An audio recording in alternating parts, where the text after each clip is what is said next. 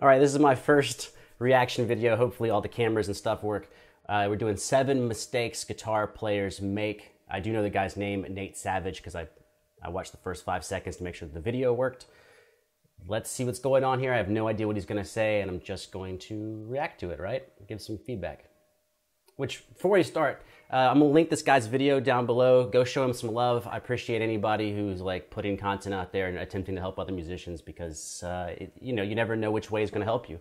So he's got like 1 million views on this video. Go hit him up. Maybe he's somebody you enjoy. Let's see what he has to say. Hey, I'm Nate Savage, and in this lesson, I'm going to share with you 7 mistakes that I see a lot of guitar players make. And this is both newer guitar players and people who have been at it for a while. Cool. New mistakes for players who've been playing and haven't been playing. Okay, good. Let's see. If you're just starting out on the guitar, these tips are going to help you not develop bad practice habits, and they're going to help your practice times be more productive too. If you've been playing... This is a huge issue, is people who don't practice think that all they need to do is practice, but actually a lot of people that practice have really bad practice habits and waste a ton of time in their practice, sometimes as much as 50% of their time doing nothing. For a while, these tips are going to help you get some bad habits out of your practice routine and help you see a lot more productive practice too. So out of these 7 mistakes, some of them are conceptual and some of them are actual physical things on the guitar. We'll cover both. The number 1 mistake that I see guitar players make is not setting goals. I get emails from people all the time telling me, Nate, I just don't know what to practice next. I'm not getting any better. What am I doing wrong? Goals are a big issue, but I want to see where he goes with this because this is sometimes can be hit or miss. I get an email like that, I reply back. The first thing I ask them is, have you set goals for your guitar playing? And most of the time, the majority of the time, the answer that they give me is no. Now, if you don't set goals, you're not going to be able to break those goals down into practice points that you fill your practice time with. Okay, I'm happy he's going into breaking them down into practice points because oftentimes what people call goals are way too broad to be attacked in a single or a couple of practice sessions. Your goal shouldn't be something like, I want to be a great guitar player. That's way too general. There's no way that you can really break that down. Your goal should be something like, I want to be able to play this particular song, or I want to be able to play blues leads over a 12-bar blues progression. Okay, I think those are also too vague. A song is usually at least 2 minutes long, oftentimes 3 or 4 minutes long, and you'd want to break that song down into sections and then chords within a section and then how you attack each individual chord. So you need to go way more specific than that. And playing lead over 12-bar blues is also far too broad because there's basically 3 sections in a 12-bar blues, and you would need different ideas and approaches for each one of those 3 sections. And you may want to spend, a day or a week on a single section and then hit all 3 over 3 weeks and then come back and start refining some ideas. When you set realistic goals like that, what's going to happen is you're going to be able to break them down into small practice steps to fill up your practice time. Let's take that last one that I said. If you want to be able to play blues leads over a 12-bar blues progression, you can break that goal down into learning the blues scale, working on your left and right hand technique, learning blues licks, learning blues theory, and playing along with blues jam tracks too. Wow, dude, I love that you're giving them how to break it down, but a lot of that would not be blues oriented. When you're saying like lining up, syncing up your right and left hand, that's something you have to do on anything that you play. So you'd want to actually be attacking ideas of improvising over a 12-bar blues. And the blues scale is, okay, the thing that everybody learns, but that doesn't actually show you how to play over a blues scale. It's like memorizing the alphabet and hoping that memorizing the letters is going to teach you how to write sentences in books. That's not how that works. Look at these goals you make like a big steak dinner. You're not going to stick the fork in the entire steak and shove it in your mouth. You're never going to get it down, and it's not going to be good. You're going to cut that steak up into bite-sized pieces or a practice routine, and it's going to be really good that way. It's going to be really effective. I do love that he's making analogies. I definitely love his presence. I like his confidence, and my job is to react, so I'm going to react. But I mean, I like where this guy's going, and I like what he's saying. Now, failing to set goals for your guitar playing leads us to the second mistake that guitar players make, and that's noodling away your valuable practice time. Now, we all do this. I'm guilty of it, you're guilty of it, we all do it, no matter if you have 20 minutes to practice or if you have... Okay, when he says noodling away, this is kind of a specific type of, I mean, because how does one noodle? You have to have some noodles in order to begin noodling. So I guess he could mean just like playing random junk over a track if you're trying to jam or something, or just plucking away at the guitar. I don't know what he actually means by noodling. I would say what most people do in their practice time, other than not play because they're busy looking up music or getting their gear ready or getting the guitar in tune or making sure everything's right, or they got the right pick or whatever they're doing. I would say that most people spend their practice time actually playing shit that they already know and playing it exactly the same way they've always played it. So if you play a piece you already know, you're not practicing, you're kind of just rehearsing. And practicing would be like changing the tempo of a piece, or changing the phrasing, or changing the position of the chords, or bringing out more of the bass or more of the melody, something like that. 2 hours, how many times have you sat down and just gone over stuff that you already know or that you're already good at? And my man, all right. You know, that's fun. It's very therapeutic. That's one thing that's awesome about the guitar. But you can't let that get in the way of your time you've designated to reach your goals on the guitar. So one way around this is to... Actually, yeah, before he goes any further, I would say you want to break your guitar playing at least into 2 areas. The 2 areas are going to be practicing and development, and then playing the instrument, right? So like if you just sit around and practice all the time, you're just gonna be working on stuff that you're not that good at, hoping to get it good. And a lot of the enjoyment that you're gonna get out of the guitar is not going to be in that phase. I mean, overcoming obstacles feels great, but the process of grinding away can be quite tough. So you have to have that refresher time of playing things you enjoy and jamming with people, and that's separate. So you have your practice session and you have your playing session. Actually schedule time just to noodle and have fun on the guitar. Take however many minutes you want per practice session, or however many hours per week, and set at a time just to noodle and have fun on the guitar. When you do that, you're going to keep... And you could do an inverse of that as well, which is you don't need to schedule your have fun time. You schedule your practice, because for most people, getting dedicated practice in is the hardest part. And for the average guitarist, if you had even 20 minutes a day of dedicated practice, you would break through tons of goals. So I would just say lock down your 15 minutes, 20 minutes, 25 minutes of practice. When you have those clear goals, you're going to get a lot of work done. And then just pick up the guitar. You don't need to schedule playtime. Just pick up the guitar and don't be practicing. And you'll be just having fun and doing what you want to do. Keep that noodling time separate from your actual designated practice time that you use to reach your goals on the guitar. All right, let's get into some actual physical mistakes that guitar players make when playing the... I'm excited because depending on what school of thought you come from, if your background is jazz, or it's electric, or it's acoustic, or it's classical, you're going to really disagree with some people, and what they have to say is the way to go. So, you know. Guitar. The first one that I see a lot, especially in newer guitar players, is they tend to lock their wrist and just play from their elbow and only use downstrokes, kind of like this.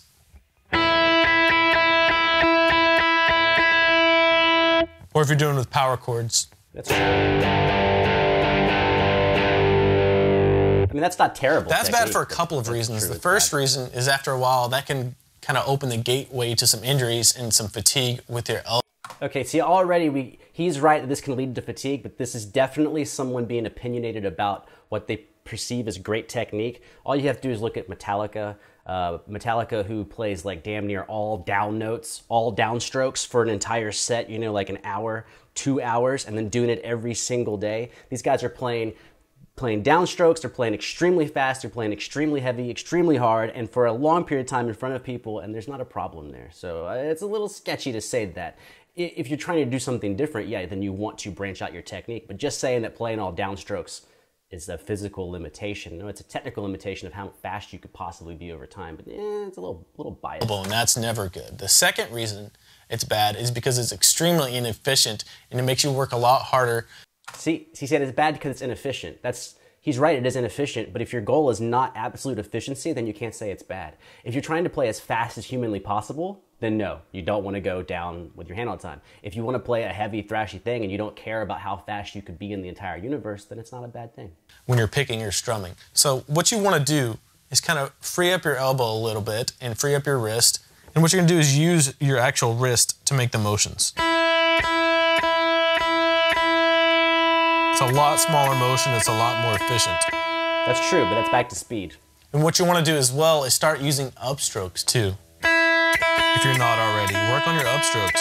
A lot of guitar players completely ignore that for a long time. Once you get your upstrokes going, put your down and your upstrokes together and make sure to use small motions and use your wrist.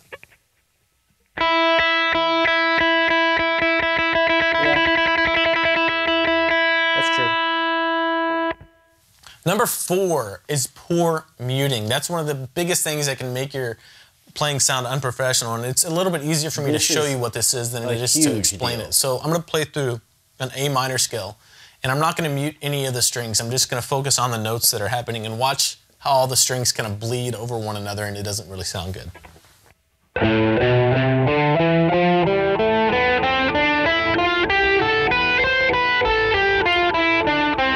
Well, the specific example he's doing is true, but that's very much an electric guitar player issue, because the amplification of the pickups is really bringing out the noise. If that was an acoustic guitar, the noise would not be anywhere near that loud, or classical for that matter.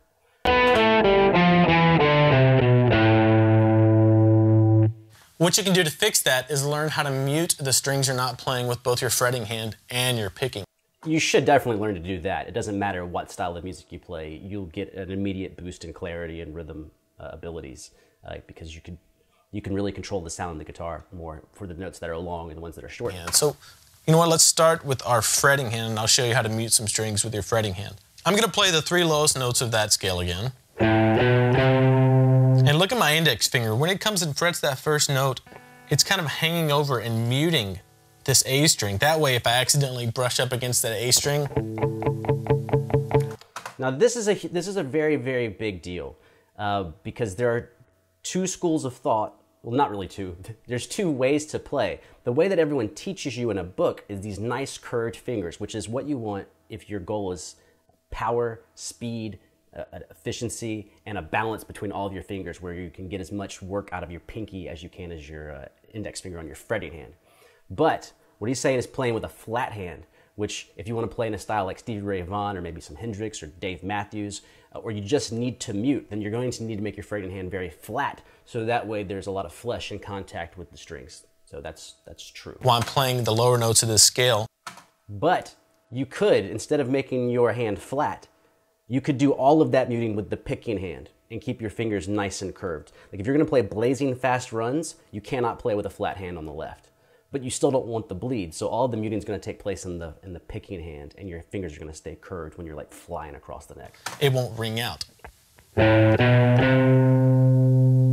So that's how you can use your fretting hand to mute the neighboring strings when you're playing the guitar. Now, your picking hand can also help mute the strings too.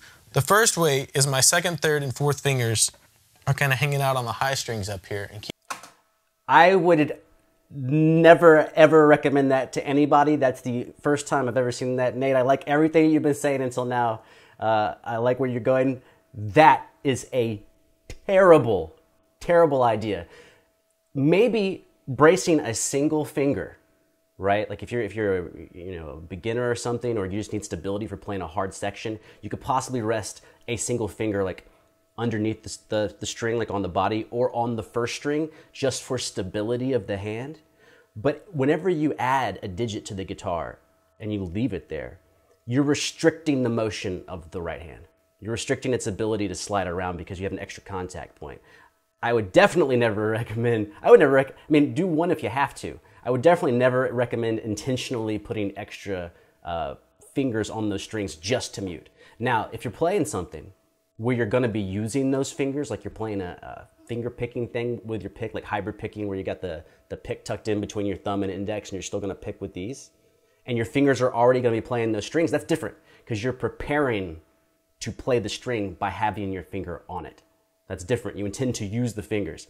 Just putting them there to mute is a terrible, sorry, I just don't know how to say it. That's a completely terrible idea. Keeping those guys quiet while I'm playing the lower strings.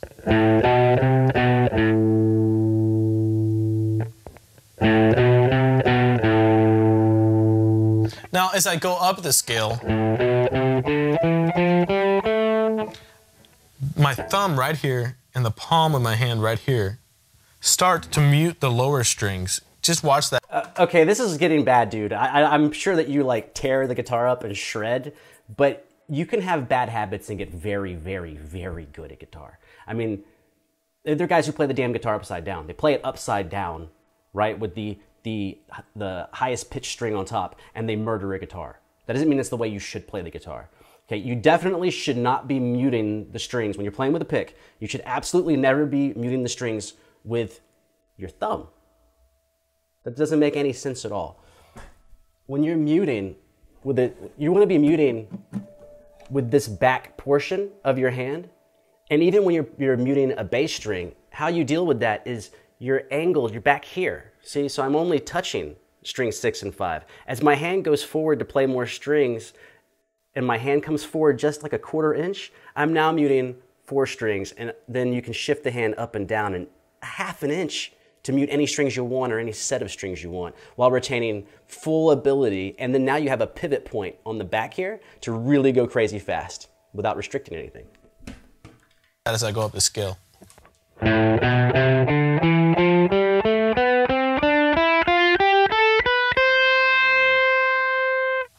By the time I got up to the top, my whole hand was laying on the strings that were being played.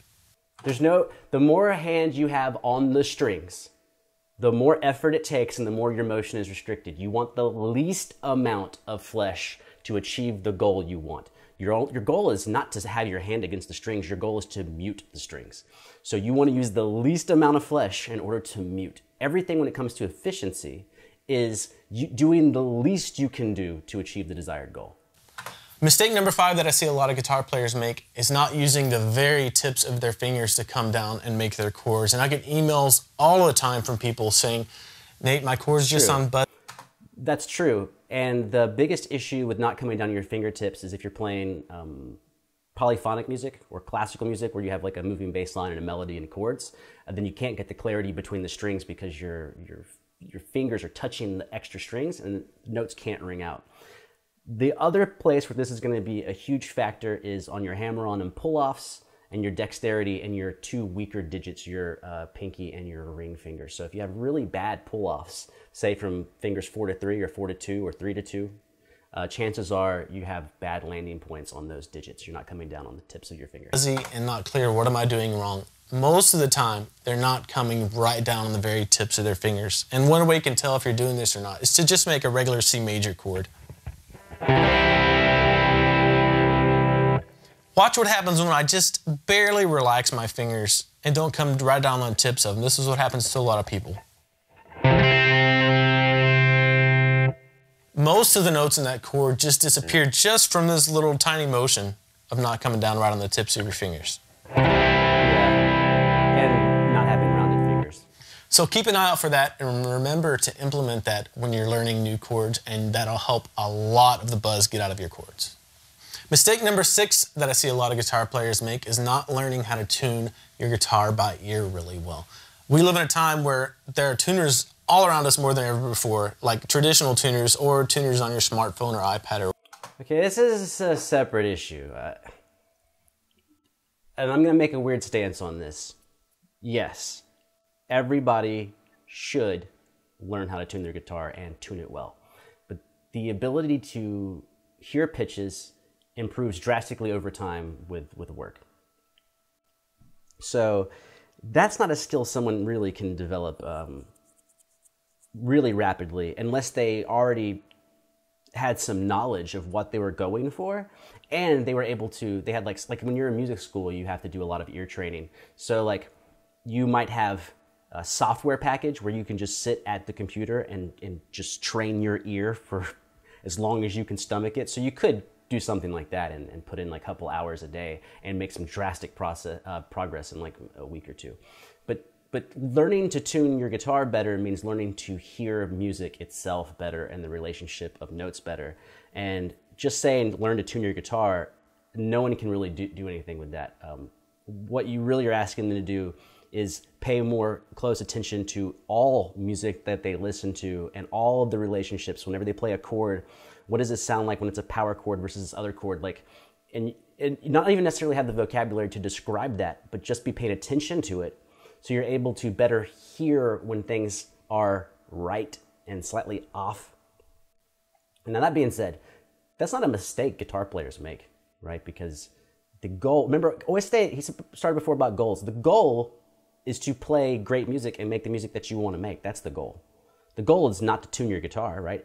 If someone always tunes your guitar for you, and it was guaranteed for life, or you had a guitar with like a robot guitar where it automatically tunes, which they have those, then you could get away with never tuning your guitar. I think you should learn to tune your guitar, but that's not a mistake that guitar players make. That's just guitar. Some guitar players don't have a good ear yet, and their guitar sounds bad. But in that case, if your ear is bad, definitely use a tuner. Definitely use a pedal or something, or have a buddy tune it. Do practice getting in tune, like maybe say, hey man, I'm gonna try to tune this for 2 minutes, 3 minutes, and then you pass it off and go, hey man, you check it out, or hit the tuner pedal or whatever and get it in tune. Or whatever. And we can kind of become a little bit over dependent on that, because you can be in situations where you're not gonna have a tuner, or... Actually, also, when you play in a live band, nobody wants you to tune by ear in a live band. Other, like maybe a symphonic band or something. But if you're playing on stage, you know, a rock band, EDM or something, you're playing a venue and you're using like guitar, bass, drums, keyboards, DJ, a laptop or whatever you're using. No one wants you to tune by ear. Nobody wants you. It's like a requirement that every single person on stage have a tuning pedal, so they do not have to tune by ear, and it's not subjective. It's all going to a defined point. So that way we know the bass player and the two guitar players and the keyboard, everybody is playing the same type of A. That's very, very important. Where it's too noisy for you to use a tuner, right? So actually practicing tuning your guitar and checking yourself against a tuner is a great way to kind of hone in your skills for that. That's true. If you don't know the 5th fret method for tuning your guitar, it's out there. There are tons of places that have this information, but I'll just go ahead and show you how to use it using just to tune the A string. Let's just go to the 5th fret of the low E string right here and play that note. That's an A. And the next string over is an open A, right? Okay, I mean, I'm being a little facetious here, but the assumption is you're telling someone who does not know how to tune, which that you telling them to tune the 5th string to tune your A on the 5th string to the A string is true. But if they can't tune, then they have to practice it. That's true. But when you're telling them to tune with this method, you're assuming that the 6th string is correct. If they can't tune, how do they know that the 6th string is right? They would have to use a tuner to get the 6th string in tune and then practice using this method. So if you play those two notes, they should sound the same. I'm gonna throw this E out a little bit. You should also never tune your guitar with overdrive on, which he has on right now. He has the gain turned up, which distorts the notes. You want clarity when you tune. He probably just doesn't want to turn the pedal off, or maybe it's coming through the amp. He doesn't want to like get up from the camera to go turn it down on the amp. And this is a good exercise. Just throw your guitar out of tune. He didn't get it in tune, by the way. I don't know if you heard the end. He didn't get it. I'm sure he can, but he didn't. A little bit here and there. Try to get it back in tune and then double check yourself with a tuner. It may take a while for you to get your ears trained, but it's really good practice and you'll thank yourself later. Mistake number 7 that I see guitar players make is not applying what you've been practicing or learning. And by that, I mean not a... Well, this is maybe, I don't know, might be the biggest thing of all of it. But I don't think it's going to be the way he says it. When he says not applying what you've been practicing, that means that you've been practicing things and it's possible to not apply them. Well, I'm going to go straight for the jugular. You should be practicing what you're immediately using. There's not infinite time in the world to practice. So this whole idea of like, I'm going to learn a whole bunch of stuff randomly in my practice and then intentionally like apply it somewhere else is 98% of the time like not going to be what you want to do. Like that's not, you want to be immediately applying what you've been practicing, or more importantly, your practice should be music itself, not exercises. See, when you practice with exercises, that's not music itself, so you have to then find some way to incorporate your exercises into what you're playing. Instead, what's way more effective, and what tons of classical and pro musicians do all the time in music school, is that you have a binder of music that's actual music, and you have circled things, or you've made just copies of those sections. And you go like, when I need to practice these hammer-ons, use a section of actual music that you play to practice those hammer-ons. Or if you need to practice speed picking, you have a section for that. Or you need chords that have big stretches, you have a piece of music that has that in it. So that way, every single thing you practice is music, and you are applying it at the exact moment that you are practicing it. That's super efficiency. Applying what you've been learning to actual real music. I can play a G major scale all day. And I can play a G major chord all day. But if I don't apply it to real music, then what good is it? I'm kind of just learning those shapes for the... Well, there is a point behind the scales, and electric guitar players, I feel like this guy's an electric player through and through. Electric players make this mistake all the time, but it's not a mistake in what he's talking about. It's a mistake in the mentality. A scale is a push-up. Do push-ups have a purpose? Yeah, push-ups have a purpose. They help you build strength.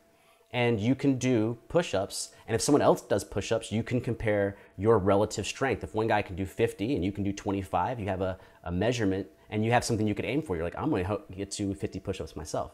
Now, maybe you want push-ups so you can climb a tree better, or you can lift some object or something. You want some real-world strength. That's true. That'd be applying the strength. But you would not say that push-ups are useless, or push-ups are not accomplishing anything. Push-ups are absolutely accomplishing something. So the thing with scales, because when I'm playing this G scale, what is this doing? It's building up dexterity and ability in your hands, on both hands. It's improving theoretically, right? Landing on your fingertips, having a nice clean sound, synchronization of the left and right hands, and the ability to move, in that case of his scale, move vertically from bass string to high string. But you also could play scales that move horizontally, and you're developing a technique and a familiarity with the instrument. Now, what you're not learning is how to use the G scale to create melodies and improvise over sections of songs. But that doesn't mean that it's a bad idea to play scales. In fact, most badass musicians actually take a small amount of their time to play scales, because it uses scales as like a briefcase of obstacles you need to have. So there might be like a set of 7 patterns or 8 patterns of scales that if you play all these 8 patterns, it covers all the possible movements you have on the instrument. And so that can be easier than the other example I said where you use all music, because you could just go like, I'll take 10 minutes and hit all of these possible combinations on the neck, and then go back to your musical playing. But the scales have a purpose, and they help you keep the ability to speak clearly. If notes are the vocabulary of music, then your scalar playing is the enunciation and pronunciation of the words. Sake of learning them. So if you're working on a G major scale, pull up a jam track that's in the key of G major and try to solo with it. Just try to improvise. If you're learning some chords, find a song that uses those chords and apply those chords to some actual music. Now, one reason I think... Even that, yeah, you should do that, but you could easily get lost burning 20, 30 minutes and not really doing anything, jamming on a track. What's more effective is to grab, which you should, I'm not trying to shit on every idea here, but like, you should take an idea that should work over a jam track. So like, look up a song that's in the same key, or grab a lick from some guitar player and that's in the same key, or maybe an arpeggio or something. Come up with at least one idea that's new before you turn the jam track on. And that way, when you're jamming, you can also apply this new idea and see whether or not it actually works the way you thought it would at that tempo. People don't do this a lot. It's because it can be really intimidating. You're not going to sound like Joe Satriani the first time you pull up a jam track and try to jam with your G major scale, right? It's just not going to happen. It's not just intimidating. I'm actually going to call it dumb. It's a dumb thing to do. I did it for years. I did it for years way back in the past, and I thought it would magically help. It doesn't. That's not how you do that. Jamming on a track is like learning the alphabet and then understanding that words are made up of letters. And so you just spend all day writing down combinations of letters, XKJ, TMN, MRS, and going like, one of these days it's going to make a coherent sentence. It's like that. No, that's not how you would learn to speak. That's not how you should be learning to improvise. You should be getting phrases and words of music that make sense, and then learning yourself how to say them. Then once you can speak the language, you can start changing how you create your sentences and throwing in odd vocabulary. But actually sitting down and doing it is the first step to really taking a step towards some real progress. And every time you'll do it, you'll get better and better at it. So that does it for the 7 mistakes that guitar players make. One bonus one that I wanted to throw at you was get your guitar set up by a professional. I get emails from people all the time asking me, Nate, I don't know what's going on. My guitar is hard to play. My chords still sound terrible. And most of the time, their action on the guitar is really... That's true. I would say that's the most, out of all mistakes, that's the most common, because most people buy a guitar that they think is set up, and music stores will lie to you and tell you it was set up, which maybe it was set up at the manufacturer, or it was set up a year ago, or it was set up before it went to storage, or it got transported or something. Yeah, $30, $40, depending on where you live. They'll usually, they'll change the strings for you. If it's an acoustic or something, or a classical, it could be a little different, a little shakier. In the case of an acoustic or classical, I would get a buddy to help you pick out one that just plays well off the bat, so you don't really have to worry about adjusting it. But an electric, all day long, get it adjusted. And a lot of people play for years and years and years, decades, and don't even ever get the guitar adjusted. High, which makes their practice unenjoyable and pretty unfruitful too. So get your guitar set up. It only takes about 20 or 30 bucks, and it's going to play so much easier, and you're going to enjoy practicing and learning. You said 20. I don't know anyone does it for 20 unless it's like off of like a social media place, like some dude down the street. It's like, I'll tune it. I'll do it for 20. So much more. I hope these tips really hit home with you. I know at least a couple of them apply to pretty much every guitar player on earth. Next time you're practicing, think about these. All right, so let's stop it there. One, I want to thank Nate. Man, I want to thank him for making the video. My job is to try to bring something different to the table, which probably means like being a complaining, jerk. But just trying to give a different side, almost like it's a conversation, a one-sided conversation where he doesn't get to respond. Sorry. But I'm glad he's putting this stuff out here. And one thing that is probably very, very true is that if you are taking the time to watch 10-minute videos, or in this case, 30-minute videos to attempt to improve your playing, if you're doing that and you're practicing, you're guaranteed to succeed. If you're always learning and applying, and you're doing it daily and consistently, and you have clear goals and clear feedback, you're gonna definitely learn to be good. Are you gonna be a world-class virtuoso? Maybe. Who knows? Who knows your particular talent? But everybody has the ability to be good enough to shock their friends. Everybody. Anyways, thanks for taking the time to watch my video. If you made it this far, that's nuts. My first one. I'd have a tendency to talk too damn much, but hey, that's kind of what people pay me for when they're actually in the lesson. Tell a buddy, talk trash, because dude, I don't care. I got the thickest skin in the world, and I'll see you next time on some other video.